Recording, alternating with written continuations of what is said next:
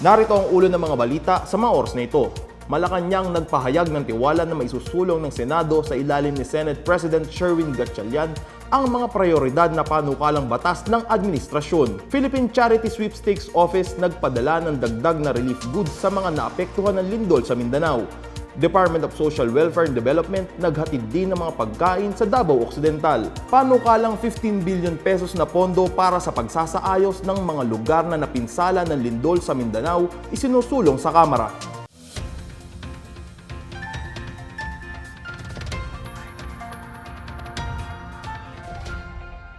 Ako po si John Dalistan para sa PNA Headlines.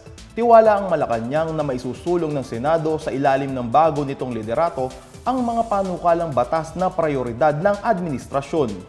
Binati ng palasyo si Senate President Sherwin Gatchalian sa pagbubukas ng special session ng Kongreso ngayong Miyerkules. Nagpahayag ng kumpiyansa si Palace Press Officer Claire Castro na matutupad ng Senado ang mandato nitong magpasa ng mga batas na makikinabang ang taong bayan, katuwang ang Kamara sa pangunguna ni House Speaker Faustino D. III. Ayon kay Castro, hangad ni Pangulong Ferdinand R. Marcos Jr. ang mabilis na paglilingkod sa mga Pilipino. Dagdag niya, ang mabilis na pagsasabatas ng mga priority legislative bill ang magpapatibay at magpapalawak sa kakayahan ng gobyerno na tulungan ang ating mga kababayan. Sa sesyon ngayon ng Senado, pinagtibay ang dalawang resolusyon ng pagsuporta sa mga hakbang tungo sa pagbangon ng mga sinalanta ng lindol. Sa ilalim ng proposed Senate Resolution No. 447 ni Senator Joel Villanueva, hinihiling sa gobyerno na tiyaking may sapat na pondo para sa rehabilitasyon at pag-abot ng tulong sa mga biktima. Ayon kay Villanueva, inaasahang tataas ang naitalang 1.13 billion pesos na inisyal na pinsala sa infrastruktura dulot ng pagyanig.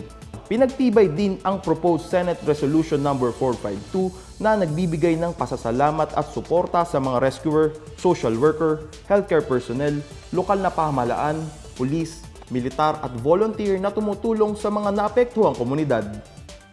Nagpadala ng karagdagang tsaritimba ng mga pakete ng pagkain ang Philippine Charity Sweepstakes Office o PCSO para sa mga residenteng naapektuhan ng magnitude 7.8 na lindol sa Mindanao noong nakaraang linggo.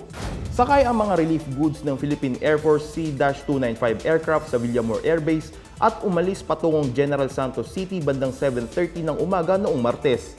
Ayon kay PCSO General Manager Melquiades Robles, patuloy na nakikipagtulungan ng ahensya sa pambansa at lokal na pamahalaan upang maabot ng tulong ang mga apektadong pamilya sa pinakamabilis na paraan.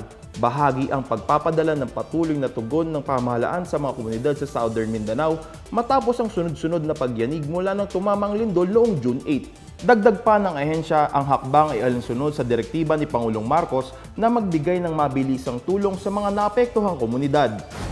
Samantala namahagi ang Department of Social Welfare and Development o DSWD nang aabot sa 24,000 na food packs sa mga pamilyang apektado ng lindol sa Jose Abad Santos, Davao Occidental. Alinsunod ito sa utos ng DSWD Secretary Rex Gatchalian na matiyak ang maagap na paghahatid ng tulong para sa mga komunidad na apektado ng sakuna. Isa ang Jose Abad Santos sa mga lugar sa Davao Occidental na labis na naapektuhan ng lindol na umabot rin sa malaking bahagi ng Mindanao. Patuloy naman ang ahensya sa pamimigay ng pagkain sa mga pamilya sa Glan, Sarangani sa pamamagitan ng mobile kitchen. Naghain ng panukalang bata si Lanao del Sur 1st District Representative Zia Alonto Adyong upang magkaroon ng 15 billion pesos na pondo para sa pagsasaayos ng mga komunidad na naapektuhan ng lindol sa Mindanao. Sa ilalim ng House Bill 9887, ang nasabing pondo ay magpapalakas sa National Disaster Risk Reduction and Management Fund upang matugunan ang mga nasirang pasilidad sa Davao Region at Soc-Sargen. Kabilang dito ang mga bahay, paaralan, ospital, kalsada, tulay, irrigation system, power facilities, pantalan, paliparan at iba pang mahalagang infrastruktura. Magbibigay din ito ng direktang tulong sa mga lumikas na pamilya, magsasaka, mangingisda at mga sektor na naapektuhan ang kabuhayan. Sa kasalukuyan, mahigit 45,000 na individual na ang lumikas mula sa kanilang mga tahanan habang mahigit 12,600 na kabahayan ang napinsala ng lindol. At sa balitang pangkalakalan, inatasan ng Philippine Amusement and Gaming Corporation o PAGCOR ang lahat ng gaming operator at iba pang stakeholder na ipromote ang bagong 24/7 National Problem Gambling Helpline. Base sa inalabas na memorandum ng ahensya noong June 9, papalitan ng lahat ng mga advertisement na may kinalaman sa sugal ng Gambling Helpline advertising template.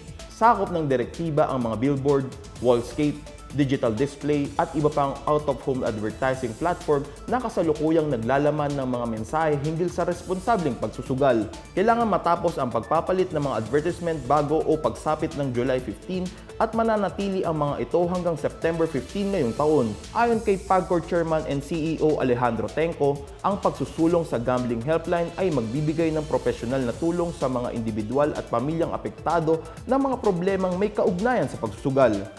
Samantala, isinusulong ng Department of Agriculture ang pagpapalawak ng Minimum Access Volume o MAV para sa mais sa 500,000 metric tons bilang paghahanda sa banta ng kakulangan sa supply sa mga susunod na buwan. Ayon kay Agriculture Secretary Francisco Tiu Laurel Jr., layunin nito na mapanatili ang sapat na supply ng animal feed at maiwasan ang pagtaas ng gasto sa poultry at livestock sector.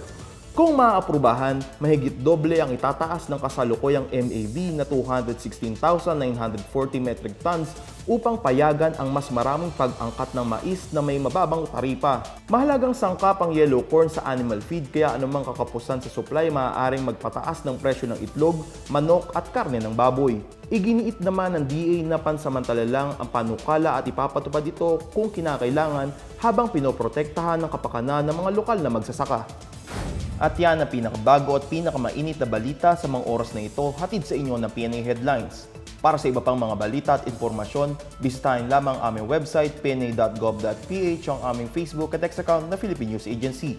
Mapapanood din ang PNA Headlines sa pamamagitan ng link sa website ng News and Information Bureau sa ilalim ng PNA News at sa YouTube account ng Philippine News Agency.